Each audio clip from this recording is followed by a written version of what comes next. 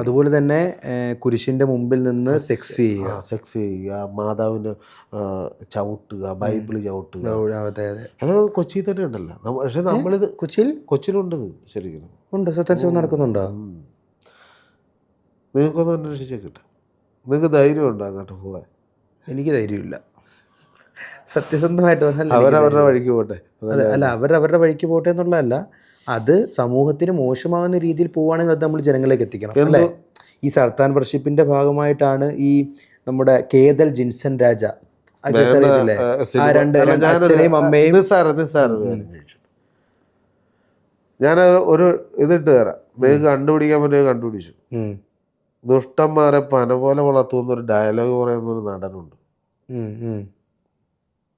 ദുഷ്ടന്മാരെ പന പോലെ വളർത്തും. ഇപ്പം ആശാൻ ഉദ്ദേശിച്ച വ്യക്തി ആരാണെന്നുള്ളത് എനിക്ക് മനസ്സിലായി.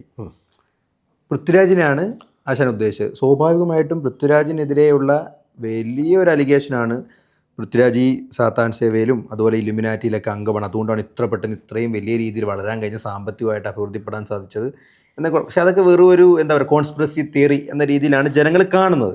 പക്ഷെ ആശാൻ അങ്ങനെ പറയാനുള്ള കാരണം എന്തുകൊണ്ട് അങ്ങനെ? അതായത് പുള്ളിയുടെ ഒരു സിനിമ ഇറങ്ങിയിട്ടുണ്ടായിരുന്നു, ലൂസിഫർ അല്ല, അതിന് പുറകോട്ട് പോകണം. അതായത് പുള്ളി പുറം രാജ്യങ്ങളിൽ പോയി പുള്ളിയുടെ ഒരു കുട്ടീനെ കൊണ്ടുപോയി ആദം ജോൺ. ഈ സിനിമ എടുക്കണമെന്നുണ്ടെങ്കിൽ, ഒരു സിനിമ എടുക്കണമെങ്കിൽ അത് കൃത്യമായിട്ട് ഇതിനെക്കുറിച്ച് അറിഞ്ഞിരിക്കണം. എന്തുകൊണ്ട് മണിച്ചിത്രത്താഴ് സിനിമ കൃത്യമായിട്ട്, ഞാൻ പറയുന്നത്, ഞങ്ങൾ ഒരു പ്രേതബാധ എങ്ങനെയാണ് ഉണ്ടാകണം അത് കൃത്യമായിട്ട് അതിനകത്ത് കാണിക്കുന്നത് സത്യമാണ്. അതൊരു ശരിക്കും ഒരു ഉപാസകനോ അല്ലെന്നുണ്ടെങ്കിൽ അതറിയാവുന്ന ഒരാളോ ഉണ്ടായിരിക്കണം. അപ്പോൾ മണിച്ചിത്രത്താഴിൻ്റെ ഫാസിലിന് ഇതൊക്കെ അറിയാമെന്നാണ് പറയുന്നത്. അതിന് കഥ കൊടുത്തിരിക്കുന്നത്, ഈ മൂലകഥ എന്ന് പറയുന്ന ഒരു സാധനം ഉണ്ടല്ലോ, അതാരാ കൊടുത്തിരിക്കുന്നത്? അതിന് അറിഞ്ഞുകൂടാ അതിനെക്കുറിച്ച്. ശരിക്കും അത് ഒറിജിനാലിറ്റിയാണ്. അതിനകത്ത് തന്നെ കാണിക്കുന്നുണ്ട്, ഇവിടെ നിന്നും വെള്ളമൊന്നും വേണ്ട, ഒന്നും കഴിക്കരുതെന്ന് പറയുന്നുണ്ട്. ശരിയാണോ? അത് ഞങ്ങൾ ശരിക്കും അത് ആദിവാസി സമ്പ്രദായപരമായിട്ടുള്ള കർമ്മവേദിയിൽ ഞങ്ങൾക്ക് അങ്ങനെ കഴിക്കാനോ കുടിക്കാനോ ഒന്നും പാടില്ല. അതേപോലെ തന്നെ പൃഥ്വിരാജ് ആ സിനിമയിൽ വന്നിട്ടുണ്ടെങ്കിൽ ആ സിനിമ എത്ര വർഷങ്ങൾക്ക് മുമ്പാ വന്ന? ഏതാ, മണിച്ചിത്രത്താഴിന്റെ ആണോ അതോ ആദം ജോൺ ആണോ? ആദം ജോൺ എനിക്ക് തോന്നുന്നു 2019-18 ആയിരിക്കും. 20 കൂട്ടിക്കോ. കോവിഡിന്റെ ഒക്കെ സമയത്ത്. അതിന്റെ കൂടെ തന്നെ എസ്ര വന്നിട്ടുണ്ട്. പിന്നെ വേറെ നമ്മളൊരു ഇത് അതായത് 9 പിന്നെ വേറൊരു സിനിമ വന്നിട്ടുണ്ടായിരുന്നല്ലോ, നമ്മുടെ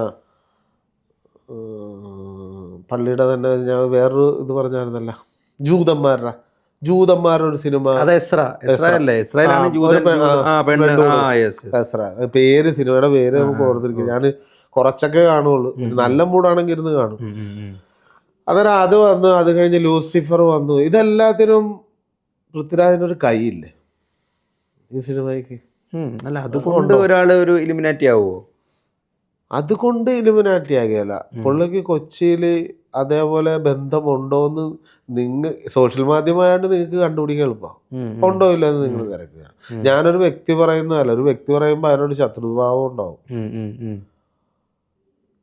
അന്നേരം ഒരു ആട് ധനപരമായിട്ട് ഉന്നതിയിൽ എത്തണമെന്നുണ്ടെങ്കിൽ അതിനകത്ത് കൃത്യമായിട്ട് കാര്യങ്ങൾ ഉണ്ട് എന്നുള്ളതാണ്. അതിനകത്ത് ഏതെങ്കിലും രീതിയിൽ പൈസ ഉണ്ടാക്കാനുള്ള വഴികളും അതിനകത്തുണ്ടാവും.